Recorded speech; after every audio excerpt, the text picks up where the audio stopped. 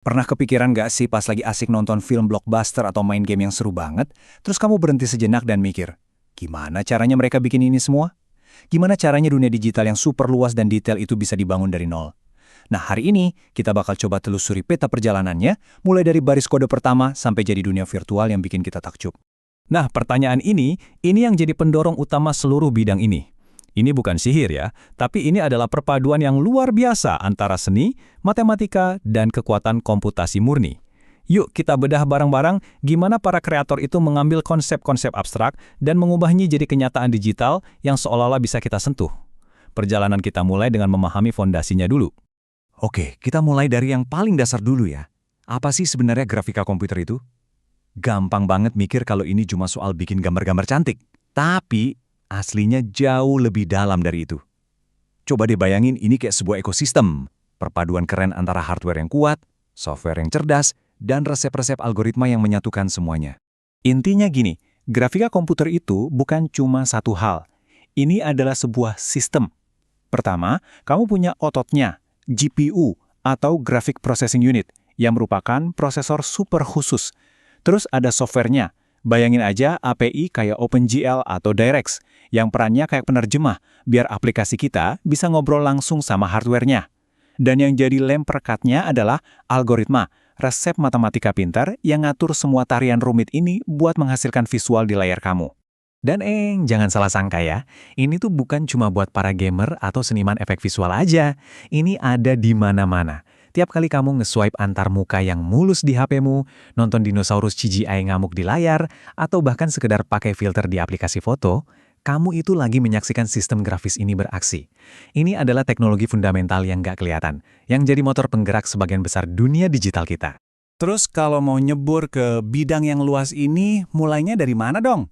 Salah satu cara terbaik buat ngerti alur belajarnya adalah dengan ngintip gimana para ahli menyusunnya. Yuk kita lihat cetak biru yang udah teruji waktu, kurikulum universitas. Ini ngasih kita peta jalan yang jelas, dari nol sampai jadi jagoan grafis. Oke, lihat deh, sampul silabus kayak gini mungkin kelihatannya ya akademis banget. Tapi jangan tertipu sama tampilannya yang sederhana. Anggap aja ini sebagai peta harta karun.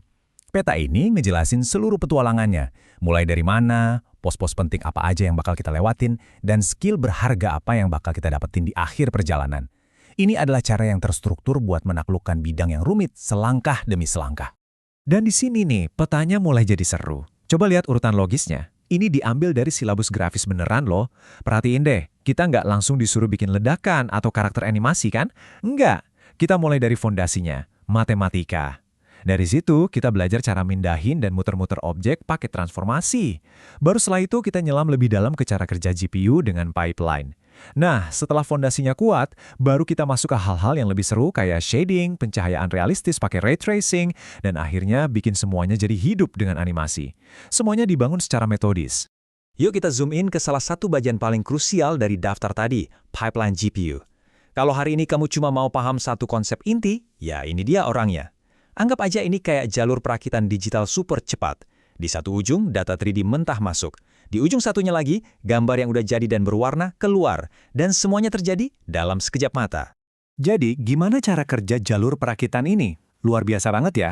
Pertama, pemrosesan vertex. GPU ngambil semua titik di ruang 3D kamu dan memetakannya ke layar 2D kamu yang datar. Kedua, perakitan primitif. Dia nyambungin titik-titik itu kayak main menghubungkan titik, jadi bentuk-bentuk dasar, hampir selalu segitiga. Ketiga, rasterisasi. Proses ini mengisi segitiga-segitiga tadi, mencari tahu piksel mana aja di layar yang ketutupan sama segitiga itu. Keempat, pemrosesan fragmen.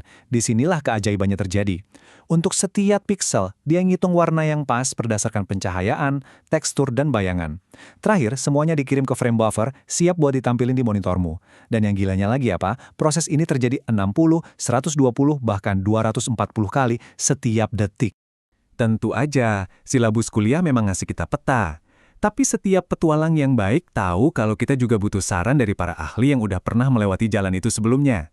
Perjalanan seorang pembelajar itu nggak berhenti di ruang kelas, tapi juga meluas ke kearifan kolektif dari komunitas dan ke buku-buku legendaris yang udah mendefinisikan bidang ini selama puluhan tahun. Dan kalau kamu tanya-tanya di komunitas soal buku, ada satu judul yang namanya disebut terus dengan penuh hormat. Wikipedia, dan para veteran di industri ini sama-sama menjulukinya kitab suci grafika komputer.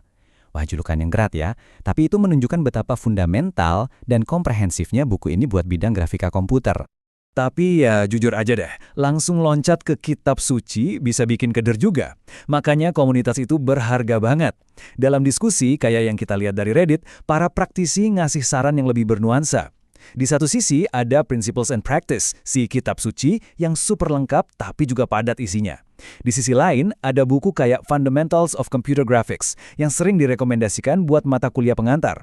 Komunitas memuji buku ini sebagai titik awal yang jauh lebih mudah, dengan bab-bab awal yang sangat berharga buat ngebangun fondasi yang kokoh. Jadi ini bukan soal buku mana yang terbaik, tapi soal menemukan panduan yang pas buat tahap perjalananmu saat ini. Oke, kita udah ngobrolin soal teori, peta jalan dari universitas sama buku panduan. Semuanya tuh penting. Tapi sekarang kita sampai di bagian paling memuaskan dari perjalanan ini. Saat semua teori itu diubah jadi praktek. Saat semua pengetahuan itu diubah jadi karya nyata.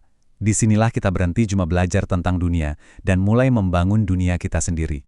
Dan ini nih yang keren banget dari belajar grafis zaman sekarang. Hambatannya jauh lebih rendah dari sebelumnya. Lupakan software mahal atau setup hardware yang ribet. Berkat teknologi kayak WebGL yang udah ada di setiap browser modern, yang kamu butuhin cuma editor teks dan rasa penasaran. Kamu bisa mulai bikin grafis 3 interaktif sekarang juga. Ini mengubah proses belajar dari sekedar latihan teori jadi pengalaman langsung yang praktis. Dan coba lihat deh hasilnya. Ini bukan lagi konsep abstrak dari buku teks. Ini adalah proyek-proyek nyata yang dibikin sama mahasiswa yang ngikutin peta jalan ini. Kita ngomongin soal memanipulasi gambar secara terprogram, bikin objek 3 dimensi yang bisa kamu putar dan lihat dari berbagai sisi, menerapkan shading dan pencahayaan yang realistis, bahkan simulasi fisika untuk animasi.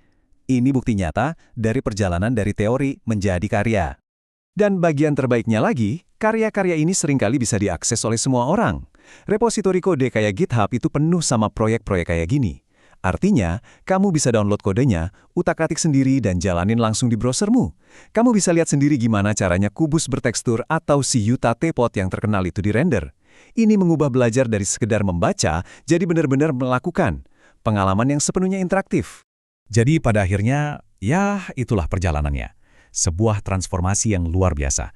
Sebuah proses yang dimulai dari dunia aturan matematika yang kaku dan logika algoritma yang dingin, dan berakhir di ranah ekspresi artistik dan kreativitas murni yang tanpa batas. Ini ngebawa kita ke pertanyaan terakhir yang bikin mikir. Peta jalannya udah ada di depan mata kita, dari fondasi sampai ke penciptaan. Pertanyaannya bukan lagi gimana caranya, tapi apa. Jadi, dunia virtual seperti apa yang bakal kamu ciptakan pertama kali?